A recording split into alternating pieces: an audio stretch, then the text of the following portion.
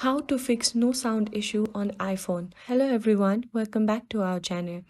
If you're new here, don't forget to subscribe and hit that bell icon to stay updated with our latest tech videos. Today, I'm going to show you how to fix the no sound issue on your iPhone after updating to iOS. So, let's dive right in. First, let's check the Change with Button settings. Open the Settings app on your iPhone, scroll down and tap on Settings and Haptics. Here, make sure to increase the ringtones and alerts. Now, turn on Change with Buttons. This allows you to adjust the volume using the physical buttons on the side of your iPhone. Also, tap on Text Tone and ensure that Default is selected.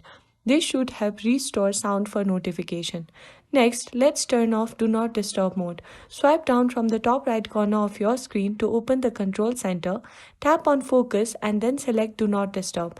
Make sure it's turned off. This mode can silence all notifications and calls, so turning it off might solve your sound issue. If the sound issue still persists, we can try resetting all settings. Go back to Settings app, scroll down and tap on General, then scroll down again and select Transfer or Reset iPhone. Tap on Reset and choose Reset All Settings. You will need to enter your passcode and confirm the reset.